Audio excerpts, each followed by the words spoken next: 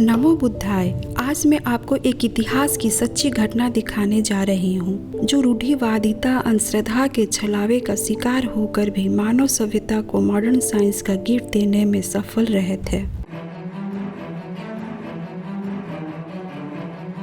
यह इतिहास है विज्ञान की दुनिया में शहीद होने वाले पहले वैज्ञानिक ब्रूनो की। अगर अभी तक आपने मेरे चैनल को सब्सक्राइब नहीं किया है तो सब्सक्राइब कर लीजिए और बेल आइकन पर प्रेस कर ऑल नोटिफिकेशन ऑन कर लीजिए, क्योंकि इस चैनल पर आपको भारतीय कल्चर के साथ साथ दुनिया के तमाम महान पर्सनालिटीज के बारे में जानने को मिलेगा और साथ ही साथ उनकी उपलब्धि, उनकी वैज्ञानिक सोच और उनके कार्यों के बारे में भी जानने को मिलेगा।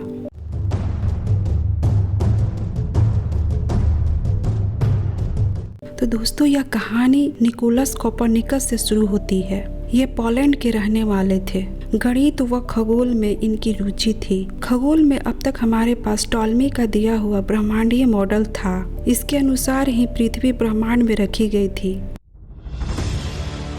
सभी अन्य खगोलीय पिंड इसके चारों ओर चक्कर लगाते दर्शाए गए थे। विद्वानों ने इसका समय समय पर अध्ययन किया था। गणितीय दृष्टि से कुछ दिक्कतें थी जो इस मॉडल से हल नहीं हो रही थी।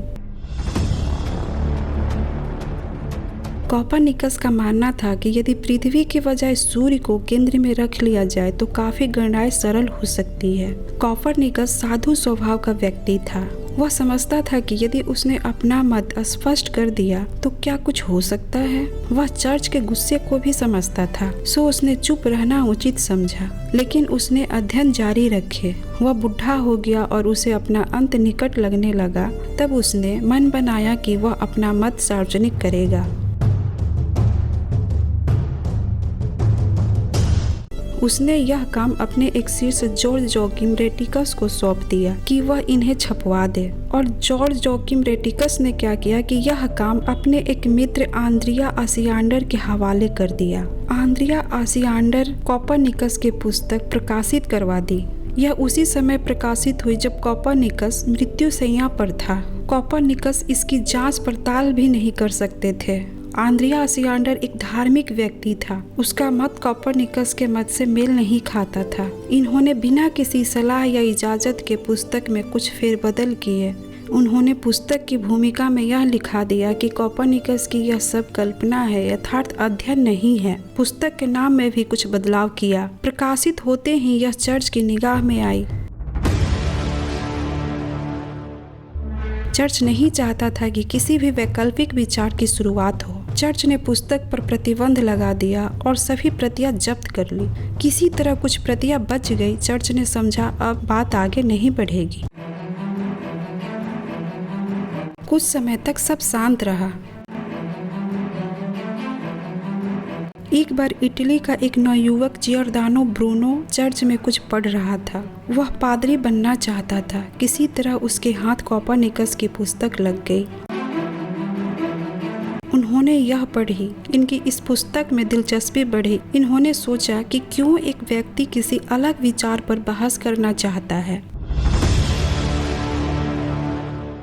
इन्होंने इस विषय पर आगे अध्ययन करने का मन बनाया।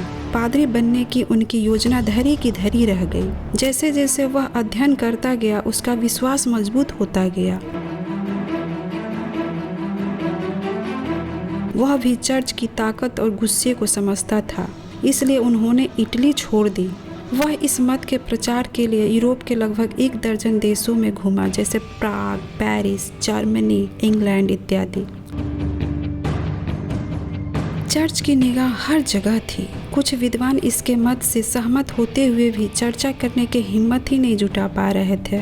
चर्च की निगाह में ब्रूनो अब भगोड़ा था। वह जितना भी प्रचार करता, चर्च की निगाह में उसका जुर्म उतना ही संगीन होता जाता था। वह छिपता तो भी कहाँ और कब तक। वैचारिक समझौता उसे मंजूर नहीं था। चर्च ने ब्रूनो को पकड़ने के लिए एक जाल बिछाया। एक व्यक्ति को तैयार किया गया कि वह ब्रूनो से पढ़ना चाहता है। फीस भी तय की गई। ब्रूनो ने समझा कि अच्छा है, एक शिष्य और तैयार हो रहा है। ब्रूनो इस चाल को समझ ही नहीं पाया। उसने इसे स्वीकार किया और बताए पते पर जाने को तैयार हो गया। इस प्रकार वह चर्च के जाल में फंस गया। जैसे ही वह पते पर पहुंचा, चर्च ने उसे गिरफ्तार कर लिया। चर्च ने पहले तो इन्हें बहुत अमानवीय यातनाएं दी। उसे एकदम से मारा नहीं। चर्च ने उसे मजबूर करना चाहा कि वह अपना मत वापस ले ले और चर्च द्वारा स्थापित विचार को मान ले। ब्रूनो अपने इरादे से टस से मस नहीं हुआ। चर्च ने लगातार 6 वर्ष प्रयास किया कि वह बदल जाए। उसे लोहे के संदूक में रखा गया जो सर्दियों में ठंडा और गर्मियों में गर्म हो जाता था। किसी भी तरह की यातनाएं उसके मनोबल को डिगा नहीं पाई। अब तक चर्च को भी पता चल चुका था कि ब्रूनो मानने वाला नहीं है। फिर चर्च द्वारा न्यायालय का ड्रामा रचा गया। चर्च ने सजा सुनाई कि इस व्यक्ति को ऐसे मौत दी जाए कि एक बूंद भी रक्त की न बहे। ब्रूनो ने इस फरमान को सुना और इतना ही कहा, आप जो ये मुझे सजा दे रहे हो शायद मुझसे बहुत डरे हुए हो। अंत में 17 फरवरी सन 1600 को ब्रूनो को रोम के कैंपो डी फायोरी चौक में लाया गया। उसे खंभे से बांध दिया गया। उसके मुंह में कपड़ा ठूस दिया गया ताकि वह कुछ और न बोल सके। उसे जिंदा जला दिया गया। साथ ही उनकी रचनाओं को भी वहीं पे जला दिया गया। इस प्रकार ब्रूनो विज्ञान की दुनिया का पहला शहीद बने।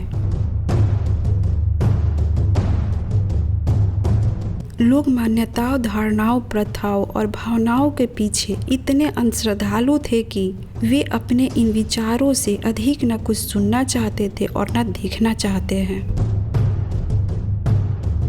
बदलना व त्यागना तो उससे भी बड़ी चुनौती है।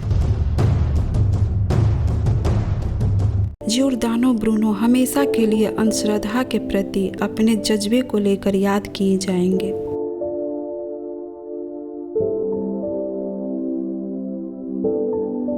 अंतिम में मैं इतना ही कहना चाहूंगी कि रूढ़िवादिता, अंधश्रद्धा कभी धर्म नहीं बन सकता जो वैज्ञानिक सोच को बढ़ाने की बजाय उसे नकारने की तरफ अग्रसर हो। अगर आपको मेरा यह प्रयास पसंद आया हो तो वीडियो लाइक, सब्सक्राइब और शेयर करना ना भूलें। जल्द ही मिलते हैं नए वीडियो के साथ। नमो बुद्धाय।